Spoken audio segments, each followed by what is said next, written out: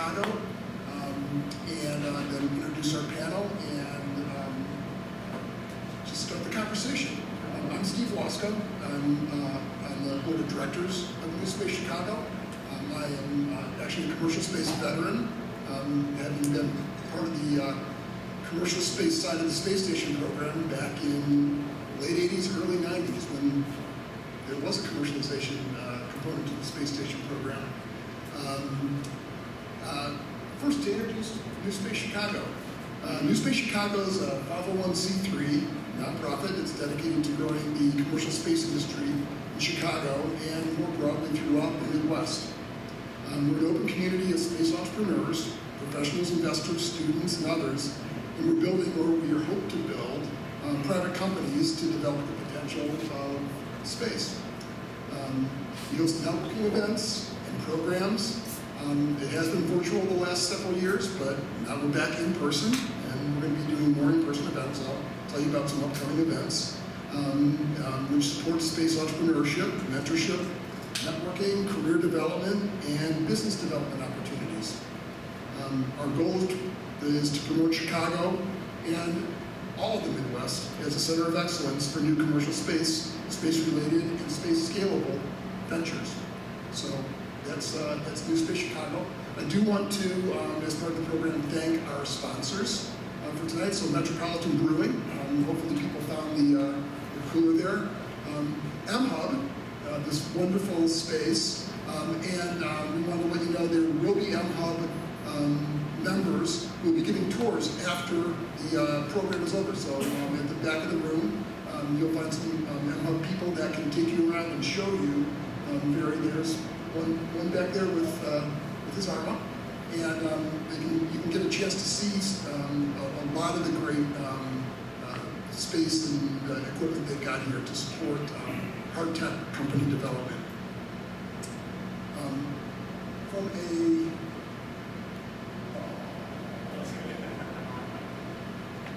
come on, it should be on.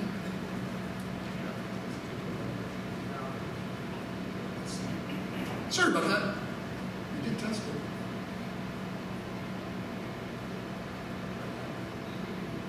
There we go. So first, let's talk about some upcoming events we've got now that we're back on in-person mode. On March 29th, we have another panel event that we'll be planning to put on the new space ecosystem in Chicago. So people from the finance, investment, marketing, and services side will talk about their offerings and how they're working to develop the space ecosystem in Chicago. And then our third annual Student Space Congress on April 27th and 28th. It's a forum for student groups to present programs that they are working on.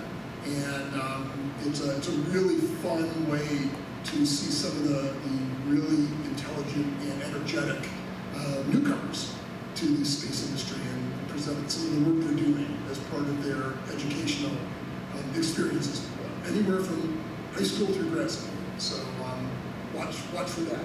I think we are doing that virtually again this year. Yes, that's been very successful from a virtual standpoint. So those are our next two events coming up.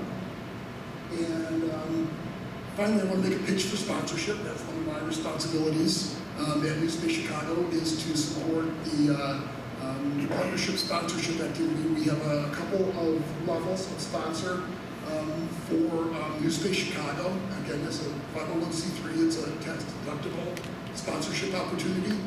But you are able to get your brand in front of the audiences that we bring to the community here. So please consider sponsoring NewSpace Chicago or asking your company to sponsor NewSpace Chicago. Finally, let's talk about the future of the space industry and space in Chicago. We've got a great panel of local, again, Chicago and Midwest space professionals, and we've got, not in any order right now, but we'll start. So Kall Morris is the co-founder and director of operations at Kall Morris. Scott Nelson, who's the Vice President of Product and Strategy at Scout. David Hurst, who's the founder and CEO of Orbital Transports and the CEO of NewSpace Chicago, just as keeping even more busy. And Charles Mudd, who's the founder of Mudd Law Offices. So what we're going to do is start with let the panelists introduce themselves, talk a little bit about their backgrounds and their businesses, and then we'll go into some questions and get a conversation started, and then open it up for questions from everyone. So why don't we start with Dave? Dave Hurst, please introduce yourself. Hey, thank you, Steve. It's good to see everybody out tonight. I'm really excited that we're rebooting the in-person events for NewSpace Chicago, so happy to see all of you here. As Steve mentioned, I'm CEO and founder of Orbital Transports. We are a space logistics company currently focused on delivering small satellite missions from initial concept all the way through to completed mission. And we typically work with customers who are interested in access to space or space data, but building their own spacecraft and operating their own space missions is not their primary business focus. So we offer an opportunity for them to outsource the hard parts of space. You can think of it as satellite as a service or payload as a service, depending on your specific needs.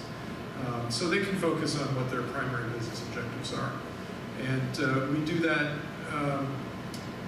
basically as a general contractor for space. So we have a large network of partner companies that we work with that range from bus manufacturers, subsystem component providers, to ground station operators, launch providers, and really quite a wide variety of other products and services. And so we work with the customers to understand what their mission requirements are. We do the systems engineering, mission planning. We can design the spacecraft as necessary. We coordinate supply chain partners and connect technologies together to deliver a complete mission.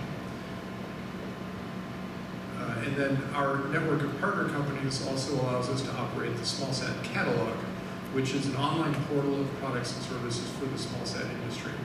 And so it provides a place basically to see the latest and greatest in the new space industry, and it can provide you with a single point of procurement for basically all of your SmallSat needs. Thanks, Dave. Troy?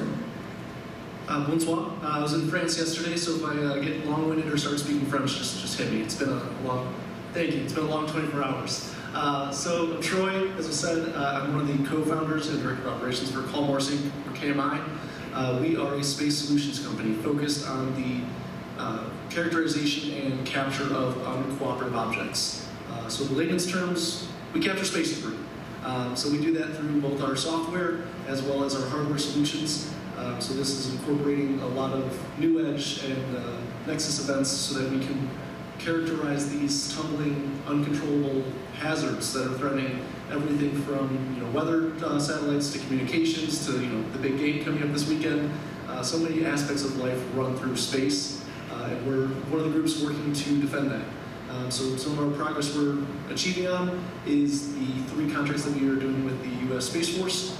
Those have gone extremely well, so thank you, government. But also we're going to the International Space Station later this year as a validation experiment for some of our hardware. So as I was speaking to the astronaut Chris Hadfield the other day, he was impressed. And when an astronaut nods at you, you're like, this is a good day.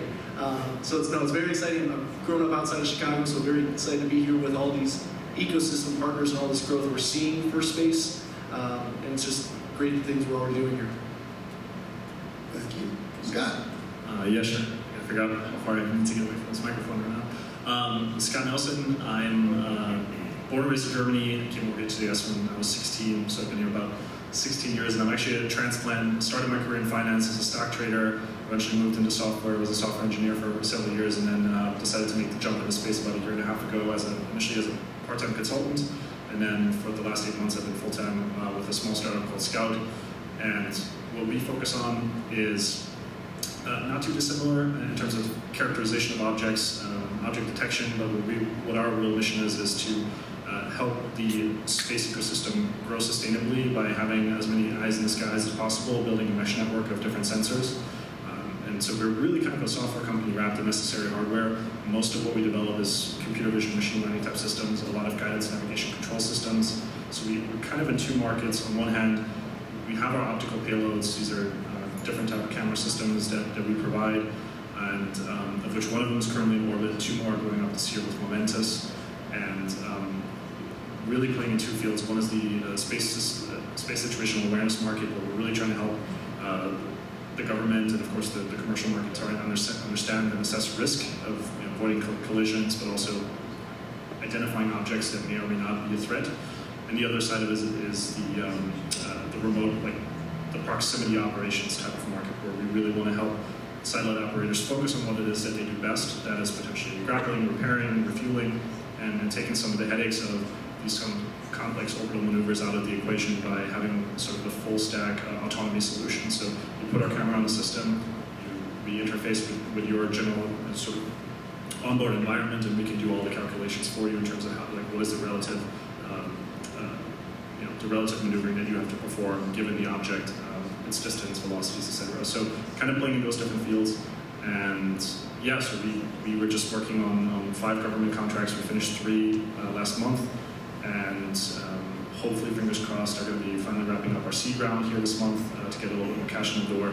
And it's exciting. There's a lot happening. The government is still the 8,000-pound gorilla in the space, and we're working very closely with the U.S. government to try and build solutions for the industry. And I think we're on a really good road, so it's exciting. Thank you, Scott. And finally, last but certainly not least, Charles Mudd. Yes, good evening. Thank you, Steve. I'm Charles Mudd. I'm the principal of Mudd Law. I've had the firm for going on 22 years, and throughout all of that time, it's been focused on technology, predominantly the internet, and about 7 years ago, I expanded the firm into space law. In that sector, a lot of people ask, oh, space law must be something new, and no, it's about 7 years old. So as soon as you first had Sputnik and those issues related to that, and contracts and so forth, that's where space law began. And even still now, a large part of space law is your traditional intellectual property contracts, non-disclosure agreements. So everything that you normally do with the business, just in the space sector. But at the same time, our firm also works with businesses, space businesses in that sector with respect to, for example, launch licensing through the FAA here in the United States, FCC, the operational licensing, which dives into the space debris, guidelines or regulations that they've implemented a couple years ago. All of the agencies, the FAA, FCC, NOAA for Earth observation, have been streamlining their regulations for small satellite companies to make it more accessible. So we work across that. We also are involved with export control with respect to the International Traffic in Arms Regulations, or ITAR, and the Export Administrative Regulations. Both of those, sounds like, particularly ITAR, sounds like it would be only arms or military based, but it's quite broad. And that's one reason, for example, that you'll find that SpaceX, at least the last I checked, doesn't really hire in the United States foreign nationals so that they can avoid the ITAR issues. So that's our commercial side, and then also with respect to space, we're heavily involved in developing policy, both here domestically and internationally, to ensure a sustainable space future. Great. Thank you, everyone. Why don't we dive into some of the questions for the evening? First question I want to throw out to the panel is basically asking why did you choose to found, some of you are founders, or work in the segment of the commercial space industry in which your company participates? So I'll pass it to Troy. Troy, what yes, absolutely. What makes the sector so compelling, the one that you're working in? Yeah, so I know when we were all gathering beforehand, some people ask that same story. And then they're like, you're a psychology student. How the heck did you end up in aerospace? And it started at 6 years old. I still have the toy of the little astronaut that I got. I've now learned how grossly inaccurate it was. Just so many factual errors on this little toy. But it's been a lifelong dream, a lifelong fascination with the stars, aerospace, and the technology that gets us there And it was that kind of same focus and fascination, and not just of, oh, I want to watch Star Wars, and isn't that so cool, floating, but how do we get there? How? What's the logistics? How do you do it? And following down that path led me and my co-founders to founding the company in 2019. So it was something, we all had great, stable 401k paying jobs, and decided to leave those right at the beginning of what turned to be an international pandemic. So timing is key, but it was just that fascination, that draw, and really taking our expertise that we had in our separate careers and seeing opportunity. Really being able to capitalize on some things that were happening. SpaceX and some people up here as part of that story. So it's timing. Timing was a big part of it, and lifelong fascination. Charles, you said you opened up the space aspect of your law practice, what did you say, 7 years ago? Just about 7 years ago. What was it that was interesting that made you take that leap? So it's an interesting story. I had a choice. I wanted to do something different outside of the law, and it was either, this is before the final season of Game of Thrones, I wanted to learn the theme on the cello, or I wanted to take graduate astrophysics classes, which is something because you were psychology, I was a philosophy major. Astrophysics won out, and I applied to the graduate student at large program at the University of Chicago and found my way into, finagled my way into taking graduate astrophysics classes there, which was amazing. I mean, that's a story, Carl Sagan was a student there, and so forth.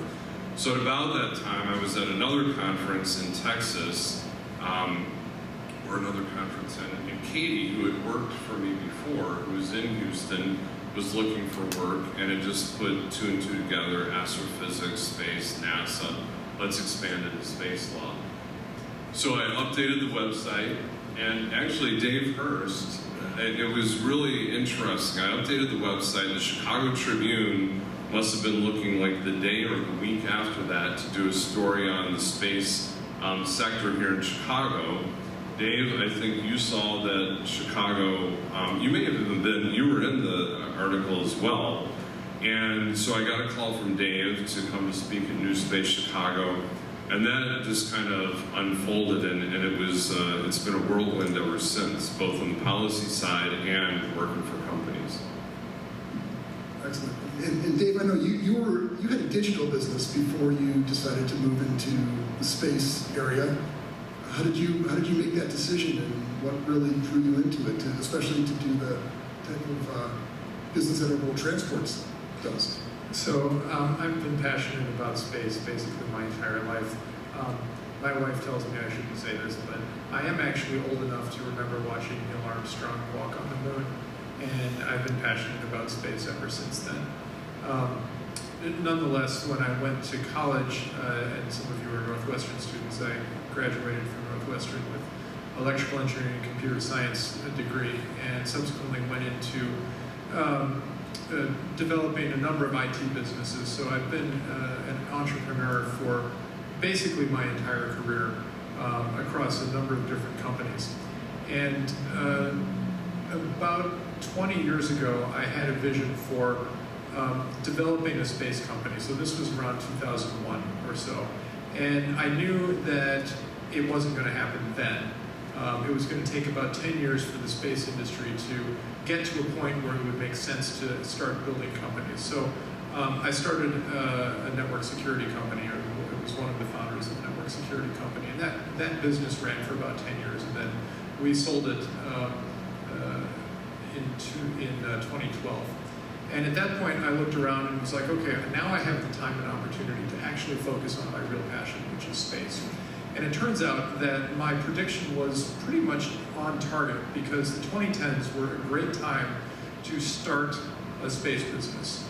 Elon Musk had launched the Falcon 9 successfully, and in the wake of that, there were a lot of companies that were starting to build space capabilities. There was space entrepreneurship was developing. And so that led me to start Orbital Transports. And at the time, particularly during the 2010s, CubeSats were a thing. They were an easy way for university students to get hands-on experience building actual satellites. And that was because the CubeSat is a very standard form factor, and it could be easily integrated into a dispenser, which can be then sent to space and deploy the CubeSat. And it turned out that not just university students, but that form factor made it very easy for lots of people to build spacecraft, to build satellites, and put them into space. Over time, the CubeSat got a little bit larger, and now we have some larger small satellites. But because of all of that interest and activity in small satellites, I realized that there was an opportunity to help people who wanted to get into space but didn't know where to start. They didn't know what technologies were available. They didn't know what products they could use. Everybody thought they would have to build everything from scratch. You have to build your own spacecraft. You have to build all the components that go into it. Well, and it turns out that actually there is a huge ecosystem out there that's been developing over the last 10 years of products and other capabilities. And so orbital transports began as a vehicle for making it possible for other people to get themselves into space cost effectively, efficiently, and at a lower risk of trying to do everything themselves. I actually have a larger vision for our future in space. I did actually see 2001: A Space Odyssey in the theaters when it first came out. And that has basically set my vision for what our future in space should look like. And I believe that humanity's future is in the stars, of course, but the stepping stone to that is in the solar system. And I want to facilitate humanity's settlement of the solar system and access to the vast resources that are out there. And so orbital transport started with small sats because that was where the market was at the time. The next step is on-orbit servicing. People like Troy are developing those kinds of capabilities and technologies. From on-orbit servicing, we go to refueling spacecraft, we go to manufacturing and assembly in space, and ultimately to settlements on the moon, mining asteroids, extracting resources from space, building things, habitats, and so forth, and really just expanding the playing field for humanity. The opportunities out there are endless, and I want to make that happen. I want to ask a question. As a predictor of the space economy, when are we having our habitation on the moon? What's the year? 2035. Write it down. I was going to ask a question too. I'm like, if you could today go live on the moon for a year, would you do it? Sure. I had frequently said that I expect I will die at the age of 150 in a mountain climbing accident while exploring the mountains of Mars. Good way to go. Yeah. I think a number of us who got involved in various times in our careers in the space industry had the same kind of early inspiration. I mean, that was, I am an engineer by background that ended up at business school, and one of the reasons I went to business school was because I wanted to be able to build a company that had a factory in space, and I could go and visit the company factory. I mean, it was, you have different visions, and actually I can beat seeing the Walk on the Moon on TV. I used to get up in the morning and see Gemini watches on TV, so I'm sorry. Anyway, so Scott, I want to kind of ask the same question, but also add on, because you kind of more recently joined a space company from a non-traditional background, being from trading. What about Scott was compelling? Scott was compelling, but also, how does one prepare oneself to be part of a commercial space startup? What kind of preparations or thought processes did you go through? Sure. So for me, yeah, I was going to say I can't claim that I wanted to be an astronaut at a young age, like other people here on stage. Although I've always been a big fan of science fiction and total movie nerd and whatnot. But for me, I had a father who was in the business world, and so when I kind of started getting, came here from Germany, I actually came here to play basketball, so school wasn't even on my mind. I was playing basketball, and that's all I could focus on. And then I decided to go to college, and then business popped into my mind, and eventually trading. So I spent several years on Wall Street as a stock trader, and then I think for me, I just realized that I had a technical interest, and that wasn't really satiated in my job. And so I had a quarter life crisis at 25. I sold everything I had. I moved to Colombia, and I started teaching myself how to code, which I don't necessarily recommend to everyone. For me, work. I learned Spanish along the way. I learned how to dance bachata and some other things. So it was a great time, and I came back and asked myself, okay, what do I want to do next? And at the time, it was, I really want to double down on learning engineering and software. And so I got a job as an engineer and worked, built systems in the financial industry for about 5 years, trading systems, operational systems. And I think doing that and having exposure to more engineers kind of kept pushing me down a more technical path. And so I hired a tutor for math and physics, who I've been working with now for almost 3 years. And again, similarly, why pay to go to university if I could have a great education for free, or if somebody pays me for it? So my mentality was always like, how do I push this into how can I keep my career going while also continuously educating myself? And I think that worked out for me, but it started creating an interest to say, okay, I'm done building systems that push money around, which is great. Finance it's a well-paying industry, but I think a lot of the problems just don't feel like they're particularly impactful. And it was right around that time when I asked myself, what, with the skill set I now have, I could contribute to different industries. I can go beyond finance, and what would be some of those industries? And I kind of made a list, and I said, well, space is really on top of it, like on top of the list. If there's anything I would want to wake up every single day and do, is to help build the ecosystem of the future in space. And so I just started networking, and luckily I came across a friend of mine. She was at Harvard at the time, and she put me in touch with some people at Techstars. They put me in touch with Scout, who was running through the Techstars accelerator at the time. I linked up with the team, and I said, listen, I have a full-time job, I'm doing all this work, I just really want to explore and see if the industry is a fit for me.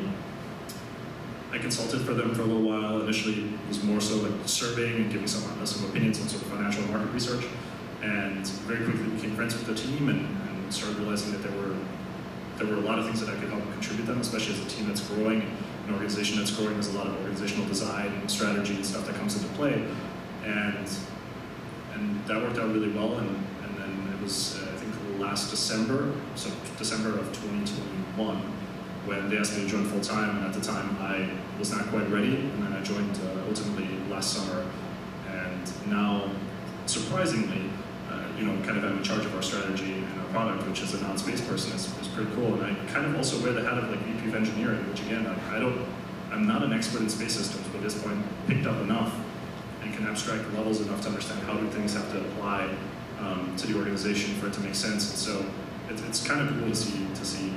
You kind of have to sometimes like shake yourself and say like, oh wow, this has really worked out better than I thought it would. And it kind of just came down to making it step. And I think in general, when it comes to breaking into new industry, it's all about relationships.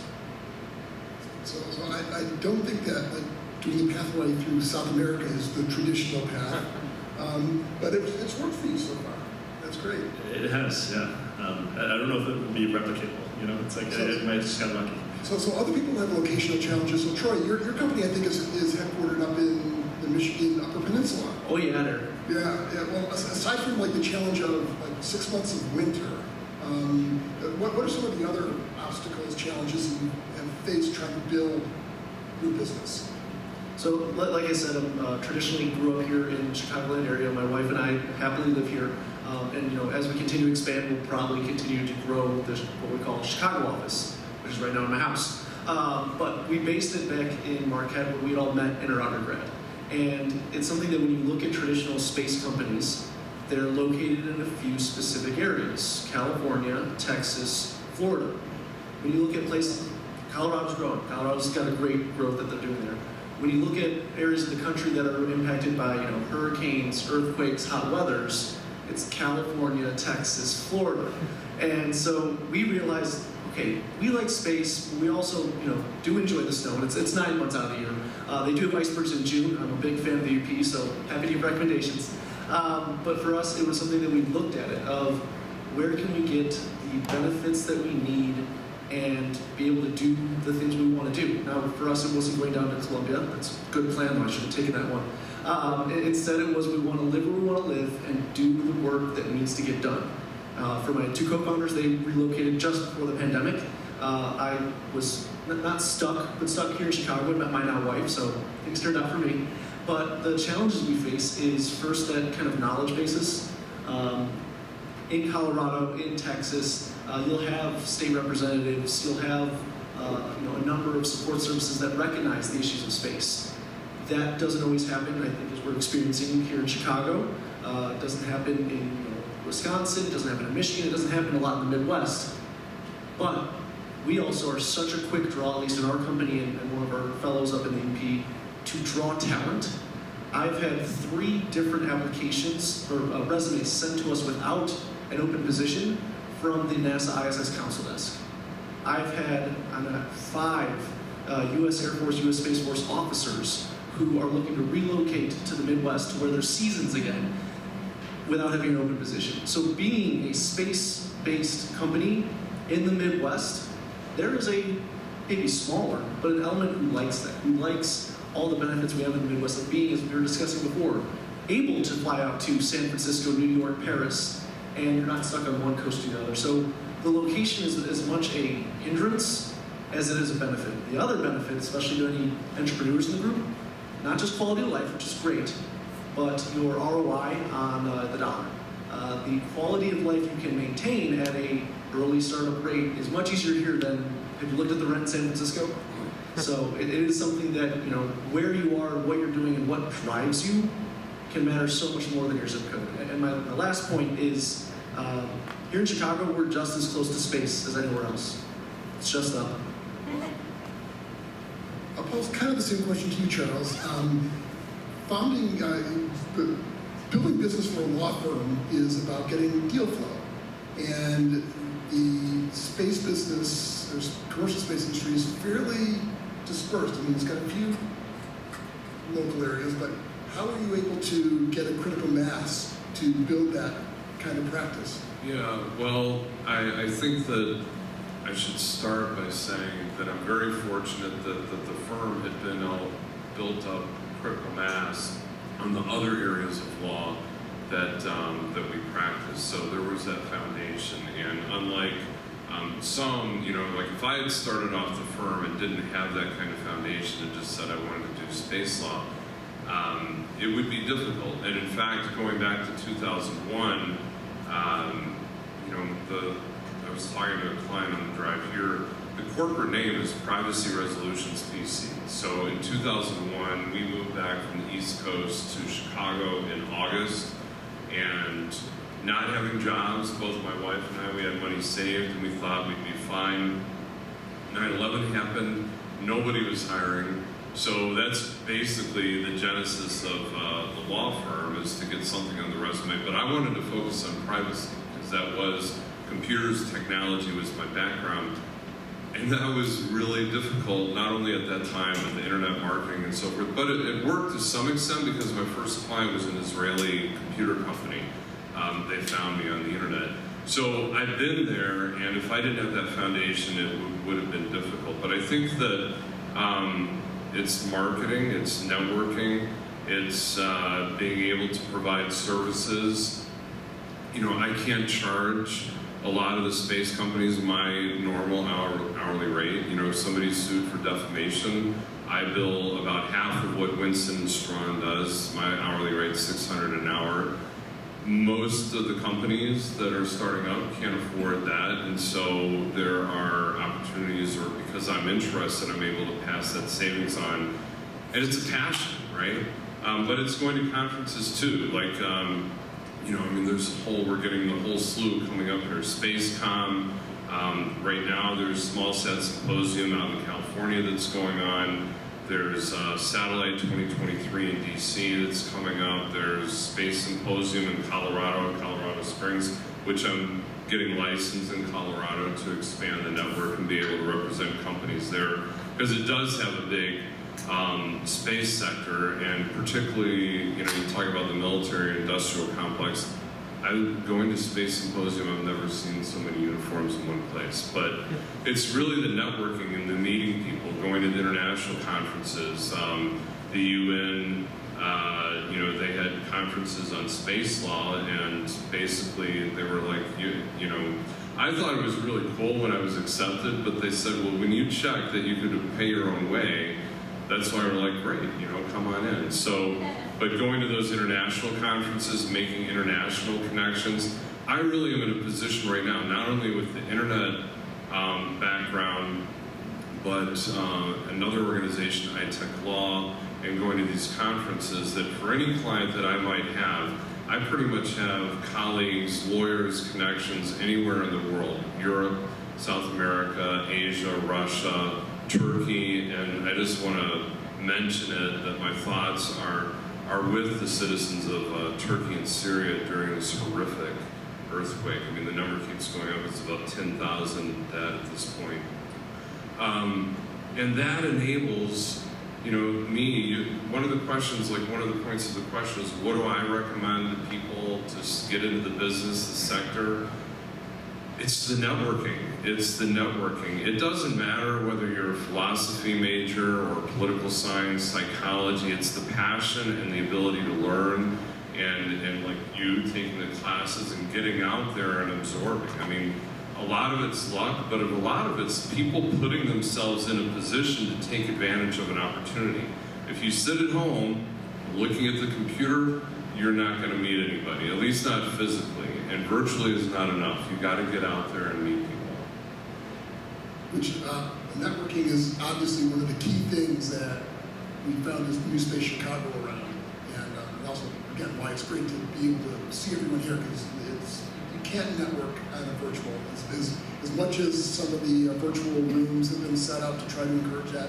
No, you can't. Because we've tried it. And so, one other kind of more global question. Dave being, I think, probably the most globally aware of the commercial space industry among us.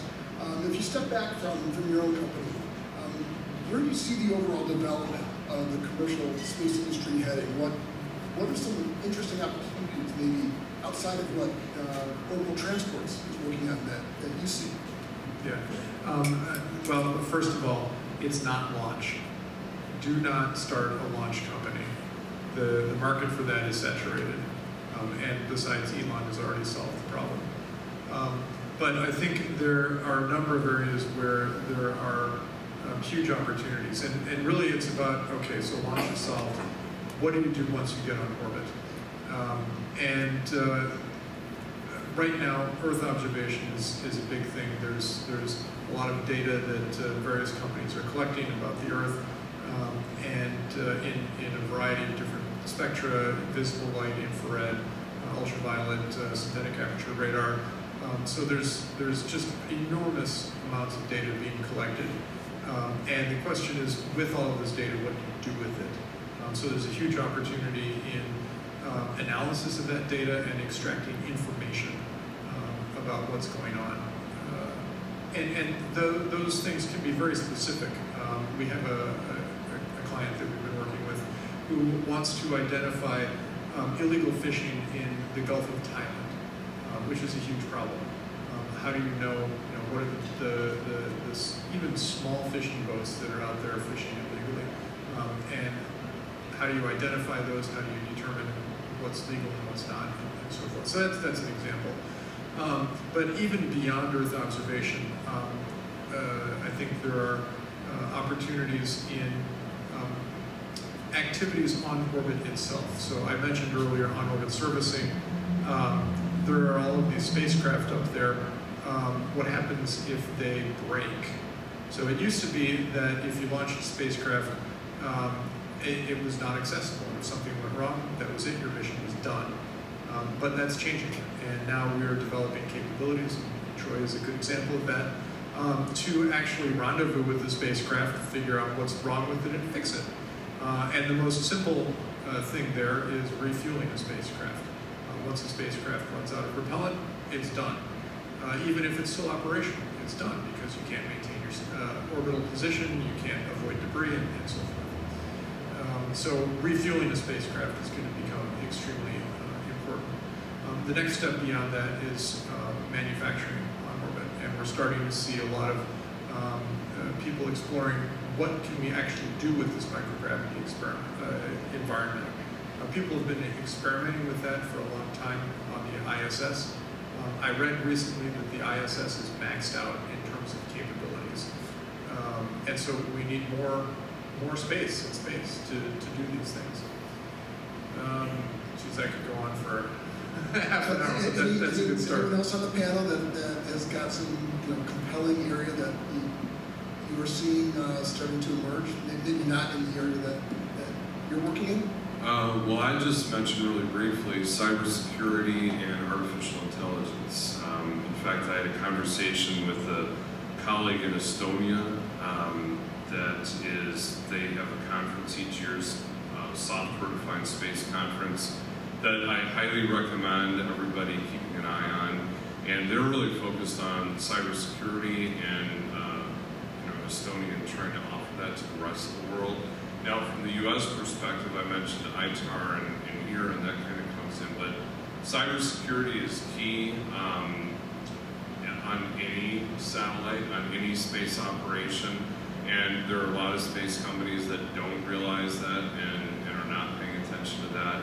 And artificial intelligence, you're talking about the data analytics of the information and so forth, just I think is going to be, I'd echo what Dave said, and that's a huge growth area right now.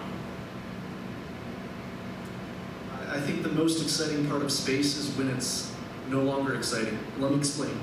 You just talked about cybersecurity and software when you talk about data science, and for so long these existed as their own silo. You could order, what was it, like 4 gigabytes of technology of memory storage from IBM, and it came on a back truck. Well, that doesn't happen now. I can walk to any grocery store here and buy a terabyte on a drive. We've just seen that technology permeate so much of our society that it's boring. It doesn't even excite us anymore. My phone, I've never deleted a picture on it. I just keep taking them. And that's the same thing we're starting to see with space, is that it's no longer going to be just the space silo, but it starts to more permeate everything from agriculture to mineral production to water filtration to insurance. We have some great conversations happening with insurers. When a hurricane hits an area, they're relying on space-based assets before any boots leave the office to start recognizing where the worst hit spots. And like Dave, we could go for an hour telling different examples of it. So I think the most exciting thing we're going to see is it's not exciting, is that we have space stations by 2030. We have people visiting, we have people building these things in space, the same way many in our generation take for granted this international space station. I mean, it's not a Russian only, it's not a this only. Yeah, they cooperated for like 5 minutes and look what they built. So I think that's the most exciting thing that we're going to see. And I'm going to be the old man yelling at a cloud, like, you don't understand how cool it is, that it's just boring. That's fine. No, I agree with that. That's something that I used to say a long time ago. Space is a place. This really should just be another place to do business. Sometimes it was really tough to get people at NASA to agree with that because that was their entire reason for being. But I agree. That's what's going to really make it explode. And when it's just people think about it as just another place to do business. Looking at the time, what I'd like to do is make sure that people in the audience have a chance to ask our panelists questions. So I don't know if we've got a microphone here. It's not a big room, so if you want to just stand up and ask your question, please do. Go ahead. Yeah, can we get somebody to just move the microphones here?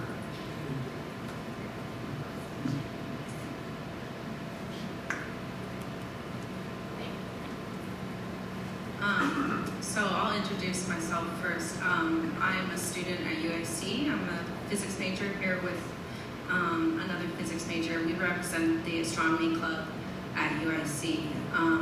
So besides our personal ambitions and interest in space industry, our goal is really to promote space science and space education. But my question is for Kall Morris and for Scout. There's a real danger of an asteroid impact with Earth, and I would like to know if you think your technology and would be suited in that application, and how would your technology help mitigate that threat? That's a great question. right now it's not in our business model, so it's not something we spend a lot of time talking about, but it's obviously, it's a big concern, and it kind of often gets washed under. I mean, recently it made, what was the Netflix movie that came out, which was kind of painful to watch. I kind of enjoyed it, kind of didn't, but objects that have such low reflectivity, luminosity, that are floating around in these really, really dark areas very far away, you need special optics, special systems, special computer software that's really targeted to that. And obviously, if you have telescopes that are ground-based, you're dealing with a lot of atmospheric,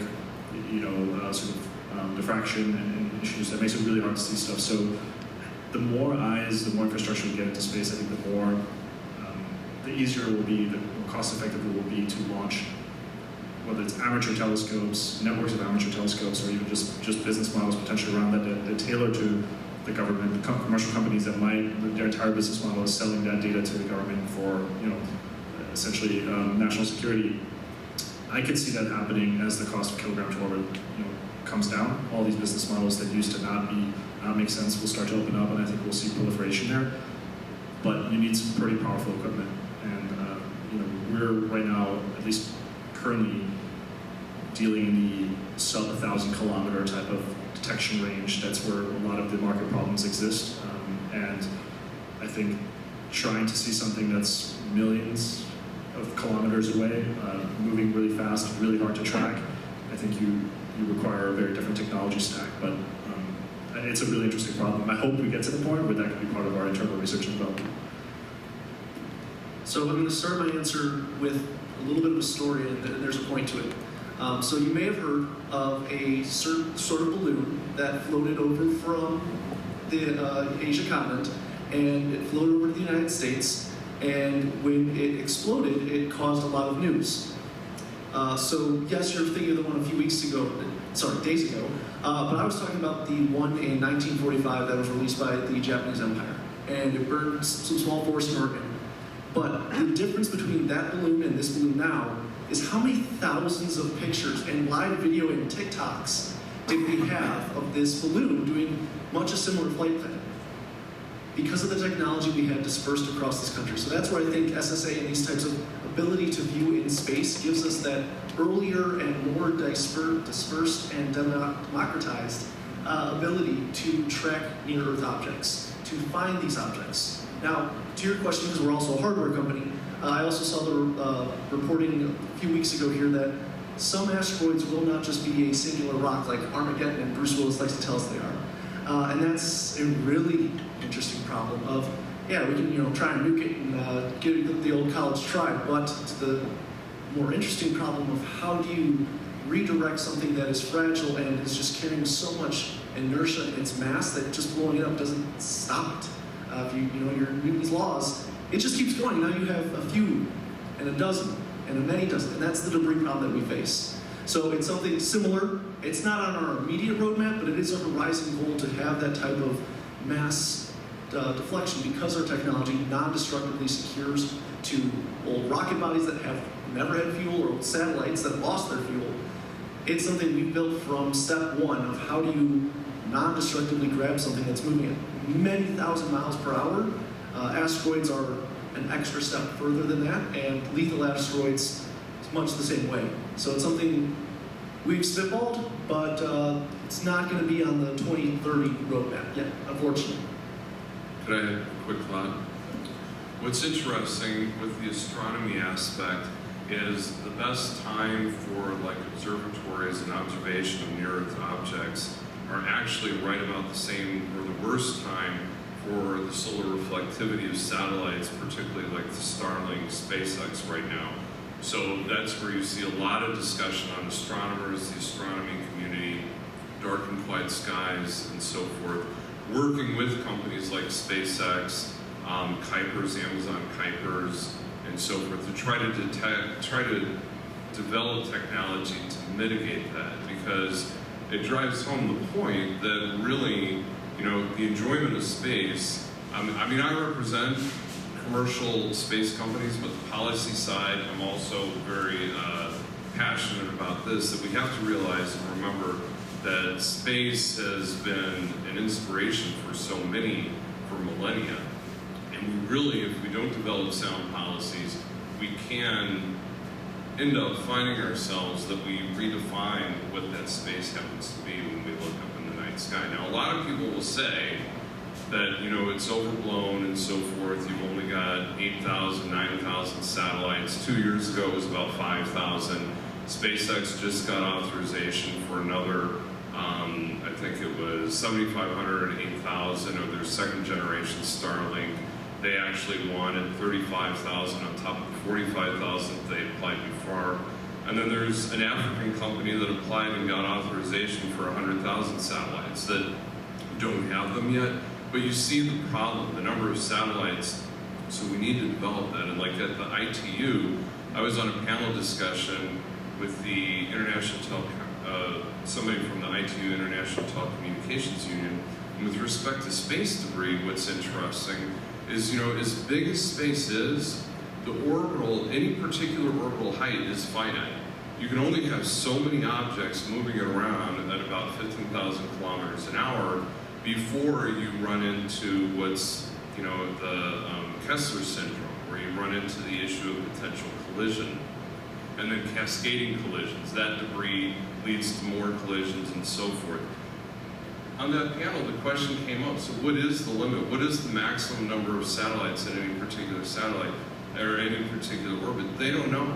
We all know it's finite, but nobody's actually done the math, which is complicated, but it just drives home the point that I'll make, is that we all need to work together to make sure that space is available for not only the companies that are out there and want to explore and exciting, but also the astronomers that here are still on ground.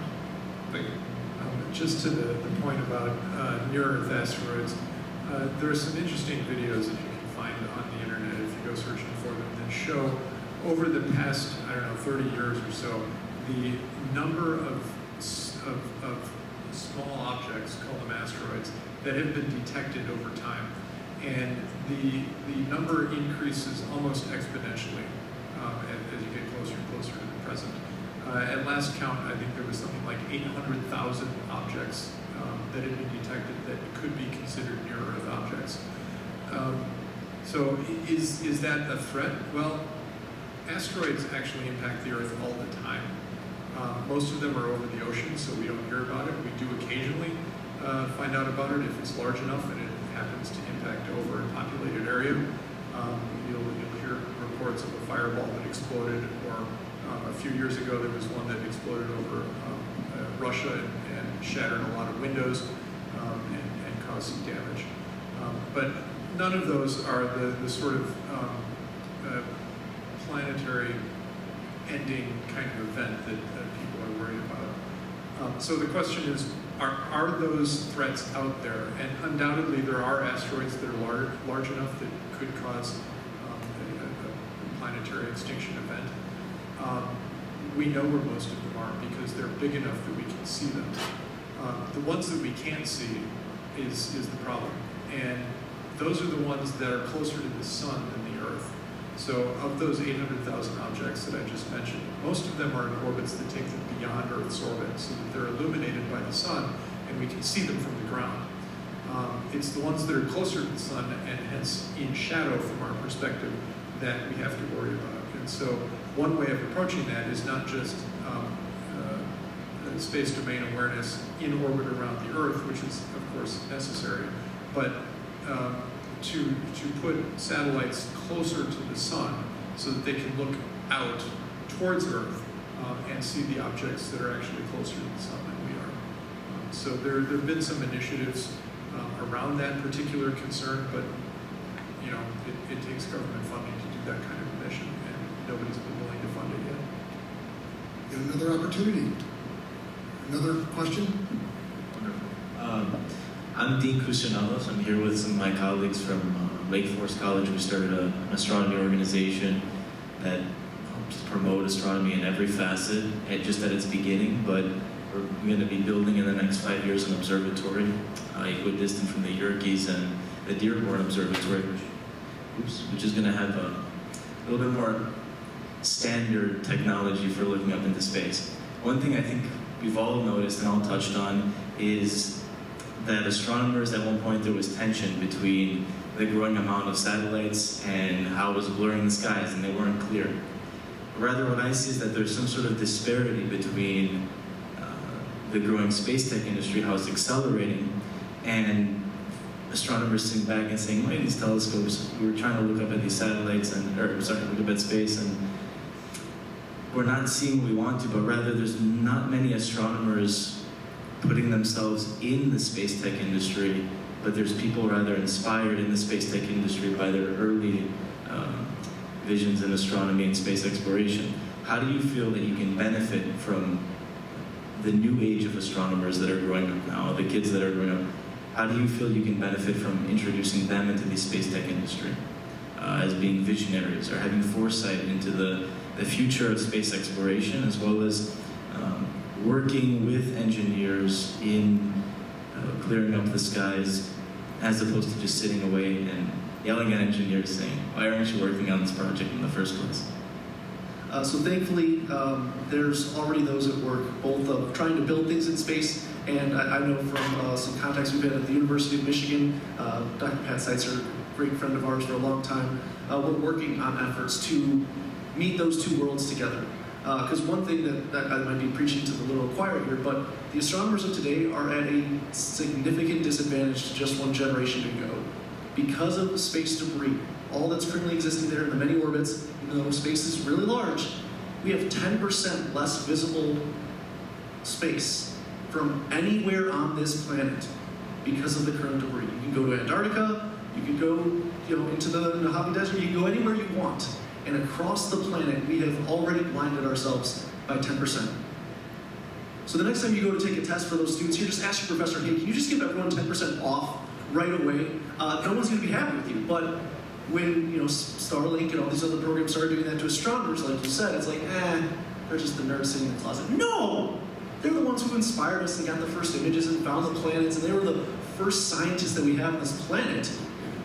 So it's very important. So I think the thing for us is finding the way to bring those together, so it's not me versus he. It's us pulling together, us finding projects for in-space detection, near-Earth objects, finding that opportunity where you're all pulling in the same direction. Dark skies parks is a great way to bring the layman into caring about space and having those observation locations that aren't just blinded by all the street lamps firing up. So it's about finding those cross points, those opportunities to work together. Space is cool, guys. We have a fairly easy industry to show them, a picture of the Horsehead Nebula. That had me wild for years as a child. So it's easy to inspire. We just got to find a cool picture. I would just quickly recommend also the IAU CPS, the International Astronomical Union, has a conjunction with CPS right now, which is a collaboration of astronomers and industry partners working together on these solutions. And so I do know, being part of that and some of the people there, that they would welcome individuals on both sectors that are interested in volunteering or just learning about it. But that is like the crux where industry and astronomers are coming together to work on the solutions. If you've got your major companies that are being a part of that.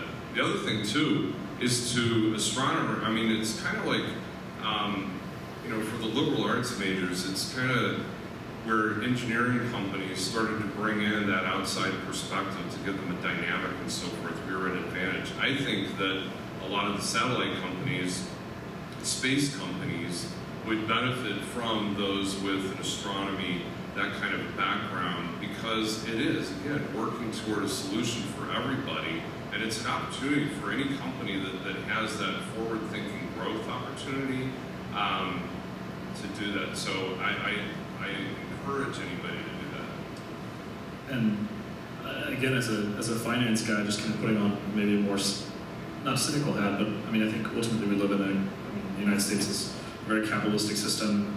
Most nations are, and I think it's the policy side that's one way of tackling it. Sort of pushing on that end, and the other side is I think the more people that are in the industry, in any industry, that represent a certain ethos, the more that industry will start to align with that. So if you're really, really passionate about, certain aspects of where you think the space industry would head, you can either, try to push on the policy side, or go start a space company, and from internally start developing products that can help augment that. And so there's multiple paths, but I think the entrepreneurship path or just joining a company and just being a voice for that internally and kind of making that louder over time, I think will work. I mean, ultimately, I think capitalistic forces will in the near future will still continue to kind of push things in certain ways, and so we need more people who have longer term insights or who care about other aspects than purely just money to come in into these organizations and really say, you know what, this is something we shouldn't do,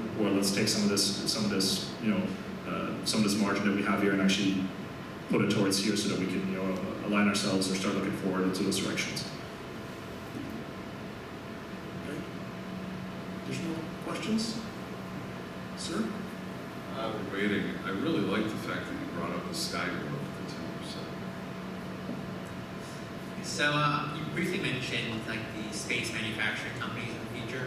I was curious what your thoughts on like what technologies still need to be developed to make that industry possible. All of them.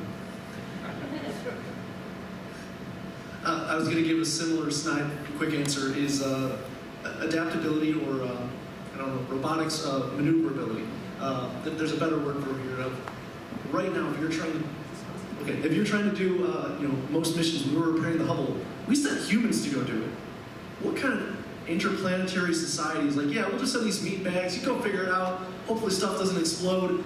Because it's too hard right now to do the robotics that we have, operating in Detroit that are building our cars. They can do that one job, that one weld, and that's it. A human can do the weld and grab a wrench. So I think that is one of the big aspects, whether that is more human support of these CLDs or the adaptability of advanced robotics. I mean, we're doing some with soft robotics, but seeing the way that we can manipulate things, because other technologies they're going on.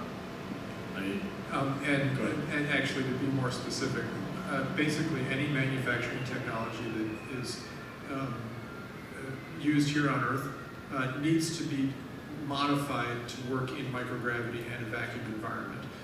So a lot of the technologies that are here at MHub for making things from atoms are the kinds of technologies that need to be transferred to space. So you're talking about machine tools for machining metal. You're talking about forging metal into shapes. You're talking about additive manufacturing, creating things, by adding to it. So there's just a wide variety of different technologies that need to be moved into space in order to make it possible to manufacture things. Troy is absolutely right. Robotics is probably the first step, but really there's all these other things that have to happen as well. I'm just, for the sake of the devil's advocacy, I'm going to take a slight contrarian view on that. I think there's another avenue to produce complex structures, big structures in space, and that's just creating big safe structures for humans to operate and build stuff in on orbit. And we've seen in Star Trek movies giant hangars where people can go out and build. And I think if we can make space safe and we can create large habitats or large structures that provide a safe environment for humans to work in, I could also see us sending humans up to do manufacturing jobs, build structures in zero gravity, and those get pushed out the door. So you don't have to have the entire autonomy infrastructure in play. But for that you need to then there's some other technology needs to be developed for that first too. But I think, and there probably would be some hybrid approach of that. But I think that's something that I often don't really hear, and to me that makes a lot of sense. And especially when you have something like Starship, that could take. You could set up your infrastructure on the ground. You have a lot of volume in there. Go out, fly out, build something, shoot it out, and now you didn't need the robots. So that's just another angle of looking at it, I think. And actually, one aspect to making a habitat that humans can live in comfortably is artificial gravity, and that's a technology that we've been thinking about for the last 50 years. And I'll go back to 2001: A Space Odyssey. The big space station that looks like a wheel that's rotating, right? That's artificial gravity right there. And that solves a lot of the problems that I was just referring to. So there are certainly a lot of different approaches to it. I was just going to add to your part. That sounds, safe spaces like you're going to need someone to detect all the things in space, remove the things in space, and then get the pieces together. That's the pitch, guys. Thank you. Great question. Sir? So, It seems, I'm trying to understand, I guess my question is this, where's the money? So as an entrepreneur, right, I'm trying to figure out, okay, how do I innovate, create a business, where's the money? Dave's your point, look out 10 years, right? It seems like much of the funding has come from government, public financing, right? Private sector now is ramping up. So what does that look like? What types of companies, what types of investments, where is it technology that's going to be applied up there to help us down here? Or, what does it look like? I'd love your viewpoints. Sure. I mean, the industry has changed a lot, and there is a NewSpace ecosystem, but there's still the vast majority of the money that circulates in the space industry is government driven, and a lot of the space startups are working on government contracts. Our companies, and those are the projects initially that are fueling our internal research and development. And I think even though venture capital, they would obviously like to fund companies that have terrestrial customer bases. If you're doing some sort of imaging, or you're doing satellite communications or something where you can extract yourself a little bit. But I think, largely speaking, the money in the foreseeable future will continue to come from the government to fund certain projects that just don't really have a real return on investment from a business perspective. And there are just a lot of business models out there. I think things will change. Obviously, space tourism, space manufacturing, those are things that you could have terrestrial customers. Like a Moderna might be willing to pay for certain studies or whatnot to be done in zero-G for certain compounds and whatnot. But I think for a lot of sort of the deep tech technologies, the business model needs to involve government in there. So I think as a strategy, and this works for a lot of companies, there's a lot of blueprints out there, just targeting a need that the government is funding that has that overlaps with the areas of interest. There's a lot of money out there to develop those, and the government is constantly looking more so now than ever for commercial entities to start those up, because it's more cost competitive and it's more compelling, and it's also just part of their mission statement. So the money will flow that way, and so you have to be strategic about that. I think any space startup that doesn't have a commercial out-of-the-box customer base or a terrestrial customer base, but doesn't want government money, I mean, there's not going to be any money there. So I think you have to be strategic about it, and I think the government will continue to be a huge part of it. Frankly, my opinion is the more that commercial companies, non-government entities, participate in it, become part of the infrastructure, is starting to dominate the launch services aspect, that will naturally draw in more industrial private sector customer base. I mean, governments have historically been a cornerstone customer for new technologies, but the more that private sector competitors move in there, the more that private sector customers move in. I don't know that I've got the insight to know what is the best customer base or where it's going to come from, but that is a very well-trod path. I'm happy to say from some of the data we're seeing from the venture arms of the government, they're being outspent by private investors. So this future we're looking for is already occurring. We're already at the beginning of this wave cresting for private outspending what we're seeing. The government's just able to produce in their time.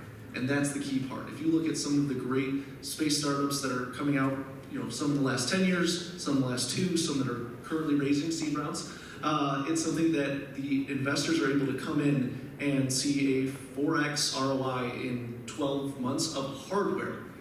Now, SaaS, you could go do that, but also you can embellish up with a line of code that doesn't run. So it's something that, because investors can move faster, do more diligence, and they're not bound by the government everything, that's where we're seeing a lot of the innovation. So we'd be happy to talk more specifically on some of these subsets that are seeing that growth, but it's already happening. Like launch, if you're trying to get in now, you're late.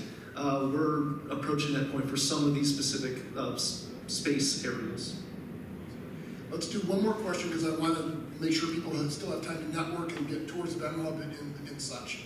So, okay, why don't we go in the back, sir? Yeah, hi.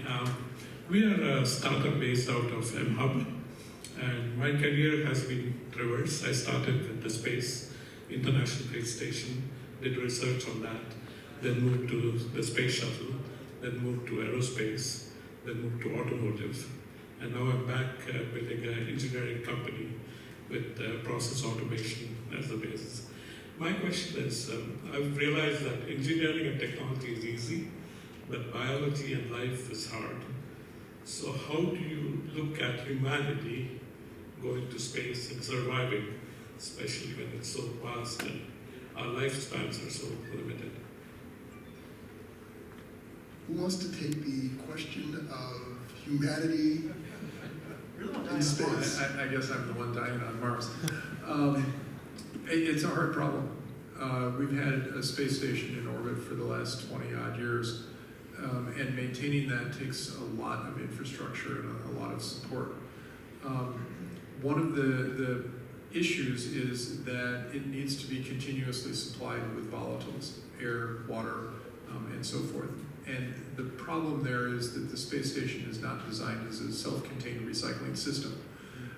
So that actually is one of the approaches to solving that problem, is how do you make a habitat as self-sustaining, self-contained as possible. That will become an issue once we move out from beyond LEO. If we go to the moon, people are talking about mining water from the deposits of ice on the lunar South Pole. Okay, great, that's a source of water, but then you don't want to just kind of blow it off, right? So you want to recycle that. Same thing when we get to Mars. So I think those are the challenges for developing human habitats in space. And I would say that, like, from what I've heard from, like with NASA and looking at Mars and so forth, one of the biggest issues is the radiation and the survivability from here to Mars. And I think that, one of the things that popped into my mind, kind of to build on that and some of the other topics that we've talked about, it just occurred to me that these discussions here, particularly with NewSpace Chicago, the companies here, the people such as you that are interested, it's these discussions and talking about what the problems are that it's going to lead to innovation, commercial development, and so forth, because there might be some of you among you, or all of you, that have heard a problem that needs a solution. And that's where the innovation comes. That's where the passion comes from. And so I'd encourage that. And I'll circle back to Steve and say that I really encourage you to continue to come to NewSpace Chicago events and have these dialogues that we've had here today. I just want to follow up with another thought. One of the concerns about long-term survivability of humans in space is how do we reproduce? We're used to reproducing in 1g of gravity. What happens when you're on the moon, 1/6 gravity, or on Mars, 1/3 gravity? How does that work? We don't know. But one of the clients that I've been working with is actually exploring those questions and is developing an experiment to actually deal with, they're going to work with mouse embryos first, but a fertilization of a mouse egg in a microgravity environment. And what happens? We don't know. So those are definitely open questions that we need to solve if we're going to live in space. My quick answer is, and I don't mean any offense, the question is phrased wrong. It's not why is biology, why is engineering? It's them together. Do you know how long a human survives walking at the North Pole, South Pole? Nah. How long do they survive underwater? They don't, but we scuba dive. We walk at the Arctic. We walk in Chicago. So it's something about bringing these pieces together. It's the same answer I had for the astronomy students is the engineering supports the biology so that we can solve those questions. So it's working together. It's how we've gotten anywhere. It's how we'll get anywhere else. Excellent. Well, thank you. I don't think anyone thought we would have ended the session with an allusion to space sex, but there you go. Covers the gamut. But anyway, I want to thank our panelists. Thank you very much. The kind of talent that we have here in Chicago and in the Midwest. And again, I want to thank you all for coming by. We've got another about hour of networking and again, tours of MHub. And I look forward to seeing everyone next month at our next panel session. And we'll send announcements out on location and specific time. So thank you very much again. And please mingle, come up and ask some other questions, and enjoy the rest of the evening. And I just want to add, for those of you who have to rush out, just add any of us on LinkedIn and just send us a message. Always in the city, happy to grab coffee and just kind of take this discussion elsewhere if you can't spend more time tonight. Thank you. Thank you all.